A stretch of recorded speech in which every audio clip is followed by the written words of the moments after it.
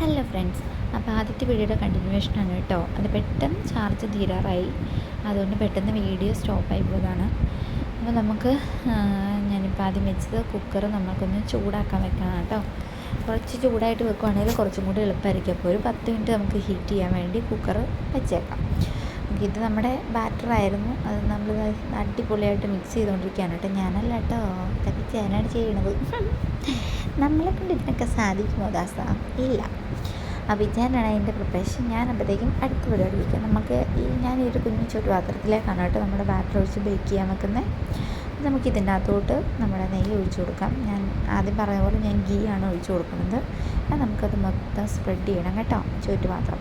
അപ്പോൾ നമുക്ക് ഞാൻ ഓൾറെഡി പറഞ്ഞല്ലോ, ലിമിറ്റഡ് ഐറ്റംസേ ഉള്ളൂ. അപ്പോൾ നമുക്ക് ബട്ടർ പേപ്പറും കാര്യങ്ങളൊന്നും കിട്ടില്ല. കിട്ടണമെങ്കിൽ മെയിനായിട്ടുള്ള സ്ഥലത്ത് പോകണം. അപ്പം അങ്ങനെയുള്ള ഒരു സാഹചര്യം അങ്ങനെയുള്ളവർക്ക് നമുക്ക് മൈദ കുറച്ച് തേച്ച് വെച്ചിരിക്കുന്ന അതിൻ്റെ അകത്തോട്ട് നമ്മളൊന്ന് സ്പ്രെഡ് ചെയ്ത് കൊടുത്താൽ മതി കേട്ടോ. അപ്പോൾ കുഴപ്പമൊന്നും ഉണ്ടാവില്ല. ഇനി ഇതിൻ്റെ അകത്തോട്ടാണ് നമ്മുടെ ബാറ്റർ ഒഴിക്കണത്. അപ്പോൾ അവിടെ ഒരു ചെറിയ ഓട്ട കണ്ടോ, അവിടെ ഇതിനകത്തോട്ട് ഞാൻ മൈദയും കൂടെ ആഡ് ചെയ്യാൻ നോക്കിയത്, പക്ഷെ അവന്മാർ സമ്മതിച്ചില്ല. Okay fine. അപ്പോൾ നമുക്ക് നമ്മുടെ ബാറ്റർ ഒഴിച്ചു കൊടുക്കാം. ബാറ്റർ നമ്മൾ ഒഴിച്ചുകൊണ്ടിരിക്കട്ടെ. ഞാനല്ല കേട്ടോ, ഇതെല്ലാം ഞാനാണ് ചെയ്യണത് കേട്ടോ. അപ്പോൾ ബാറ്റർ ഒഴിച്ച് നമ്മുടെ പാനിൻ്റെ അകത്ത് നിന്നെല്ലാം വടിച്ചെടുക്കുകയാണ്. ഫുള്ള് നമ്മൾ ഒഴിച്ചെടുക്കുകയാണ്. ഓക്കെ, നമ്മുടെ മുന്തിരിങ്ങയും അണ്ടിപ്പരിപ്പും എല്ലാം നമ്മൾ ഒഴിച്ച് നമ്മുടെ ചുറ്റുപാത്രത്തിലോട്ട് വടിച്ചെടുക്കുന്നുണ്ട് കേട്ടോ. ഫുള്ളിങ്ങനെ എടുക്കണം. അപ്പം ഇത് കുറച്ച് ലൂസായിട്ടാണ് ഈ ബാറ്റർ ഇരിക്കണത്. നമുക്ക് കുറച്ചും കൂടെ ഒരു പൊടിക്കൂടെ തിക്കായിട്ട് എടുക്കണം കേട്ടോ. നമുക്കിത് ഞാൻ ഇച്ചിരി നേരോടെ കഴിയുമ്പോൾ ഞാൻ കാണിച്ചു തരാം. അതിനകത്ത് ശരിക്കും നമുക്കത് എത്രത്തോളം അത് ലിക്വിഡി പോലെയായി ഇരിക്കുന്നതെന്ന് കാണിച്ചു തരാം കേട്ടോ, നമ്മളതൊന്ന് തട്ടിയെടുക്കുമ്പോൾ.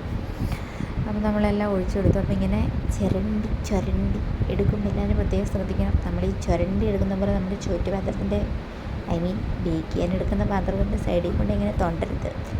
വന്നല്ലോ എൻ്റെ ഡെക്കറേഷൻ. അപ്പോൾ ഇതാണ് എൻ്റെ ഡെക്കറേഷൻ.